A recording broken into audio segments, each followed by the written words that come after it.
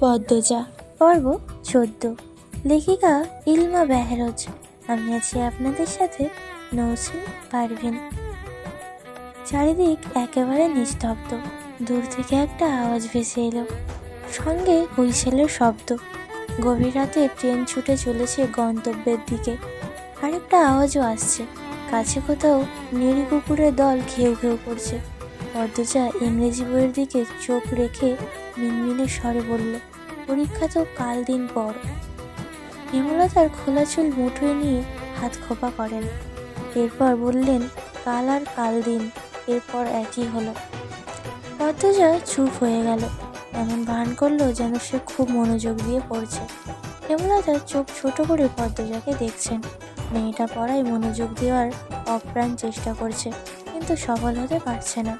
বারবার নিজের ঠোঁট দাঁত দিয়ে টিপছে। পদ্ম, ছাদে যাবি? হেমলতার এহেন প্রস্তাবে পদ্মজা একটু অবাক হলো। নাকের পাটা হয়ে গেল লাল। এত নাক লাল হওয়ার কি আছে জানা নেই। পদ্মজা কিঞ্চিত হাঁ হয়ে তাকিয়ে রইল। হেমলতা আবার বললেন, যাবি? পদ্মজা টেবিল থেকে প্রফুল্ল চিত্রে ছুটে এলো, বলল, যাব। আকবর হোসেনের বাড়িটির নাম সিংহাসন কুঞ্জ। বাড়ির নাম এমনটা হওয়ার কারণ আছে, কারণ ছাদে না গেলে জানা সম্ভব নয়। মা মেয়ে সিঁড়ি বেয়ে ছাদের দিকে উঠছে, তাদের পায়ের শব্দ মোহময় ছন্দ তুলে হারিয়ে যাচ্ছে অন্ধকারে, অথবা মিলে যাচ্ছে চাঁদের আলোর সাথে একাকার হয়ে। ছাদের ঠিক মধ্যিখানে দাঁড়িয়ে আছে বিশাল আকারের সিংহাসন। তা দেখে পদ্মজার চক্ষু চড়ক গাছ। বিস্ময় নিয়ে প্রশ্ন করল, আম্মা, এত বড় সিংহাসন কার? হেমলতা পদ্মজার মুখের ভাব দেখে বেশ আনন্দ পাচ্ছে। তিনি 2 দিন আগে এই সিংহাসন আবিষ্কার করেছেন। আকবর হোসেনের কাছে প্রশ্ন করেছেন, ঠিক পদ্মজার মতোই করে। আকবর হোসেনের উত্তর হেমলতার পুনরাবৃত্তি করলেন, তোর আকবর কাকার আব্বু বিশ্ববিদ্যালয়ের অধ্যাপক ছিলেন, বাংলা সাহিত্যের। ওনার ইচ্ছা ছিল নিজের বাড়ির ছাদে একটা সিংহাসন করার। শেষ বয়সে এসে ইচ্ছে পূরণ করেন। দিনরাত নাকি রাজকীয় ভঙ্গিতে সিংহাসনে বসে থাকতেন। মৃত্যুও হয় সিংহাসনে ঘুমানো অবস্থায়। পদ্মজা হাঁ অবস্থায় স্থির হয়ে রইল। সে সিংহাসন খুঁটিয়ে খুঁটিয়ে দেখছে। ময়ূর সিংহাসন। সিংহাসন যেন পেখম মেলে দাঁড়িয়ে আছে। ইট সিমেন্টে তৈরি সিংহাসন, অনেক বড় দেখতে, 5 ফুট দৈর্ঘ্য বা আরো বেশি হবে। হেমলতা বলেন, মোগল সম্রাট শাহজাহানের সিংহাসনের মতো সিংহাসনের স্বপ্ন বোধহয় তিনি দেখতেন, অর্থের জন্য পারেননি। হেমলতার কথা পদ্মজা শুনল নাকি বোঝা গেল না। পদ্মজা অনুরোধ করে অন্য কথা বলল, আম্মা, সিংহাসনে বসো তুমি। কথায় হেমলতা সিংহাসনে বসেন। এরপর পদ্মজাকে ডাকেন পাশে এসে বসতে। পদ্মজা আসলো না, দূর থেকে বলল, মাঝে বসো আম্মা। কি শুরু করেছিস, বসো না। হেমলতা কপাল কুঁচকে সিংহাসনের মাঝে বসেন। পদ্মজার ঠোঁটে হাসি ফুটে আবার হারিয়ে গেল। বলল, আরেকটু বাকি। কি বাকি? বাম পায়ের উপর ডান পা তুলে রানীদের মতো বসো। হেমলতা বিরক্তি নিয়ে উঠে পড়েন। পদ্মজাকে বলেন, পাগলের প্রলাপ শুরু করেছিস? পদ্মজা নাছোড়বান্দা হয়ে দৃঢ়ভাবে বলল, আম্মা, বসো না, নইলে আমি কাঁদবো। পদ্মজার এমন কথায় হেমলতা হাসবেন আর রাগ করবেন ঠিক করতে পারলেন না। রাতের সৌন্দর্য, রাতের মায়াবী রূপ প্রতিটি মানুষের ভেতরে আহ্লাদ, ইচ্ছে, কষ্ট ঠেলে ঠেলে বের করে আনার ক্ষমতা বোধহয় নিজে আল্লাহ সাক্ষাৎ করে দিয়েছেন। তাই হেমলতা তার নিজের শক্ত খোলসে ফিরতে পারলেন না। পদ্মজার পাগলামোর সুরের সুর মিলিয়ে তিনি সিংহাসনের রাজকীয় ভঙ্গিতে বসেন। পদ্মজার কেমন কেমন অনুভূতি হয়, বুকের ভেতর ঝিরিঝিরি কাঁপন। এই তো তার কল্পনার রাজ্যে রাজরানী হেমলতা এবং তার কন্যা সে পদ্মজা। চোখের মণিকোঠায় ভেসে উঠল একটি অসাধারণ দৃশ্য। হেমলতার সর্বাঙ্গে হীরামণি মুক্তোর অলঙ্কার। অসম্ভব সুন্দর শ্যামবর্ণের এক সাহসী নারীকে দেখতে কত শত দেশ থেকে মানুষ ভিড়ে জমিয়েছে, আর সে হেমলতার পাশে বসে আছে। চারিদিকে ঢাকঢোল পেটানো হচ্ছে, হাতিশাল থেকে হাতির হুঙ্কার আসছে। তারাও যেন খুশি এমন রানী পেয়ে। তোর পাগলামি শেষ হয়েছে? পদ্মজা জবাব দিল না। হেমলতার পাশে এসে বসলো, বলে মাথা রেখে গুটিসুটি মেরে শুয়ে পড়ল। এরপর অপেক্ষার স্বরে বলল, আম্মা, তুমি রানী আর আমি রাজকন্যা কেন হলাম না? সবাই আমাদের ভালোবাসতো, সম্মান করত, মুগ্ধ হয়ে দেখত। হেমলতার বুক চিরে দীর্ঘশ্বাস বেরিয়ে আসলো। সমাজ কেন তার প্রতিকূলে থাকলো? কেন পদ্মজা ছোট থেকে সমাজের কারোর মেয়ের সাথে মেশার অধিকার পেল না? তিনি বললেন, জন্ম যেভাবেই হোক, জীবনে সফলতা না এনে মৃত্যুতে ঢলে পড়া ব্যক্তির ব্যর্থতা। তুই এমন জায়গায় যাওয়ার চেষ্টা কর যাতে মানুষ সম্মান করে, সম্মান করতে বাধ্য হয়, চোখ তুলে তাকাতেও যেন ভয় করে। যারা দূরছাই করেছে তাদের যেন বিবেকে বাঁধে। পারবো আমি? কেন পারবি না? পুরো জীবন তো দুঃখে অবহেলা যায় না। তোমার জীবন থেকে এতগুলো বছর দূরে আর অবহেলাই তো গেছে আম্মা। হেমলতা কিছু বলতে পারলেন না। তিনি জীবনে কি পেয়েছেন উত্তরটা চট করে পেয়ে গেলেন। পদ্মজাকে বলেন, আমার মেয়ে তিনটা, আমার সফলতা, আমার অহংকার। প্রেমা তো ছোট, তোরা দুইজন নিজেদের মতো থাকিস, পড়িস, কোনো দুর্নাম নাই। এই জন্য মানুষ বলে, এই যে এরা হচ্ছে হেমলতার মেয়ে। তখন আমার অনেক কিছু পাওয়া হয়ে যায়। পদ্মজা অস্বস্ত করে বলল, কখনো ভুল কাজ করব না আম্মা। তোমাদের সম্মান আমাদের জন্য আংশিকও নষ্ট হতে দেব না। হেমলতা পদ্মজার মাথায় হাত বুলিয়ে দেন। নিস্তব্ধতা ভেঙে মাঝে মাঝে পাতার ফাঁকে ফাঁকে পাক পাখির ডানা নাড়ার শব্দ ভেসে আসছে। পদ্মজা চোখ তুলে আকাশের দিকে তাকালো। আকাশে একটা চাঁদ, অগুন্তি তারা।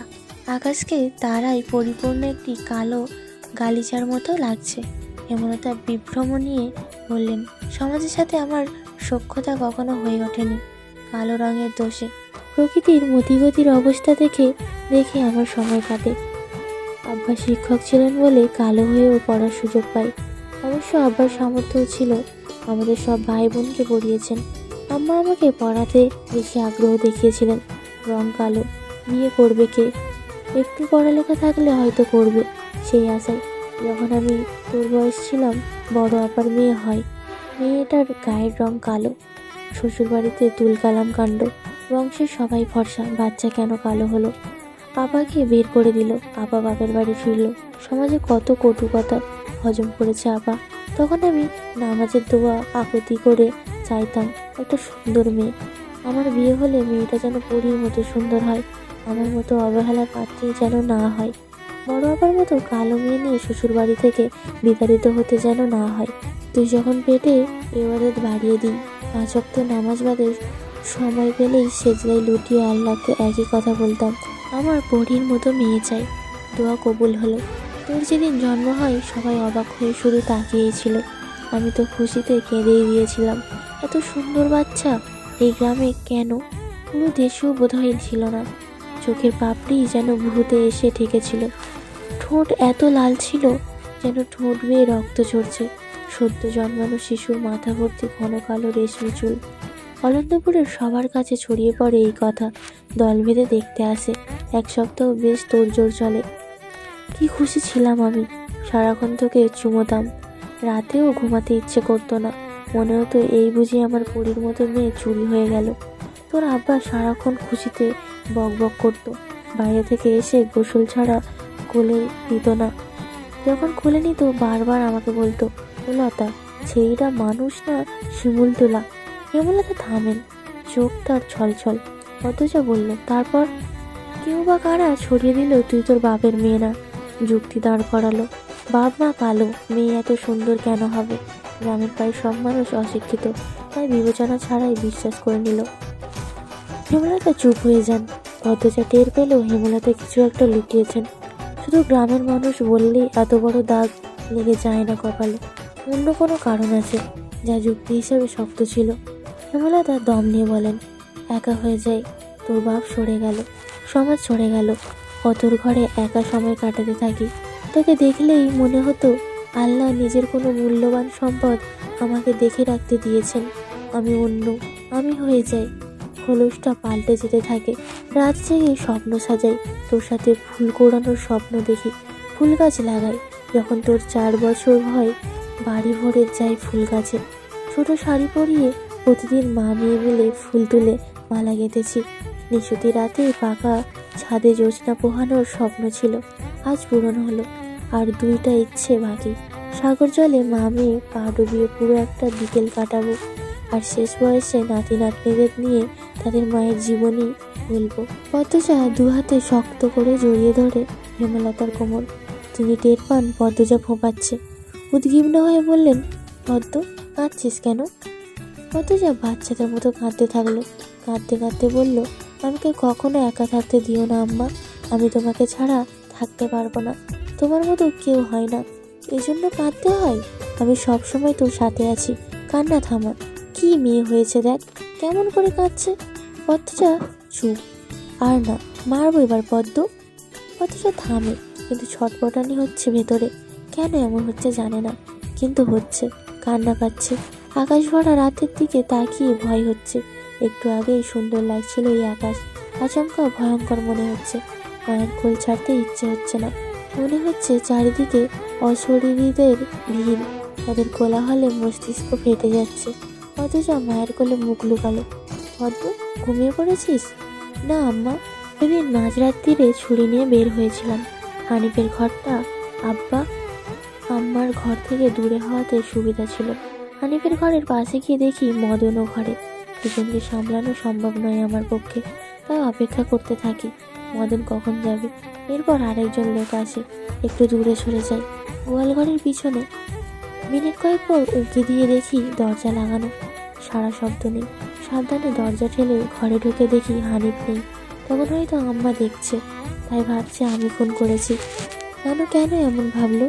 হানিফ বাবা তো তোমারই ভাই। হেমলতা তৎক্ষণিক জবাব দিল না। সময় নিয়ে একটা গোপন সত্যি বললেন, আমি তোর নানুর ভাইয়ের ফোন করেছি, তাই তিনি আমাকে ঘৃণা করেন, ভয় পান, সন্দেহ করেন। হেমলতার কণ্ঠ স্বাভাবিক। অথচ চমকে উঠে বসলো, মুখখানা হাওয়া অবস্থায় স্থির হয়ে গেল। হেমলতার দিকে দৃষ্টি গেল থমকে। হেমলতা পদ্মজাকে সামলে নিতে সময় দেন। দূরের রাতের আকাশে চোখ রাখেন। পদ্মজা নিজেকে ধাতস্থ করে নিয়ে বলল, তিনি কি হানিফ মামার মতো ছিলেন? হেমলতা সম্মতিসূচক মাথা নাড়ালো। সিঁড়িতে কারোর পায়ের আওয়াজ। হেমলতা সাবধান হয়ে যান, পদ্মজাকে আড়াল করে দাঁড়ান। সেকেন্ড কয়েক পর একটা ছেলের দেখা মিলল। অচেনা মুখ, হেমলতা আগে কখনো দেখেননি। ছেলেটিও তাদের দেখে ভড়কে গেল। এই পর্যন্তই ছিল পদ্মজা পর্ব 14। পরবর্তী পর্বগুলো শোনার জন্য চ্যানেলেই চোখ রাখুন। সবাই ভালো থাকবেন, সুস্থ থাকবেন।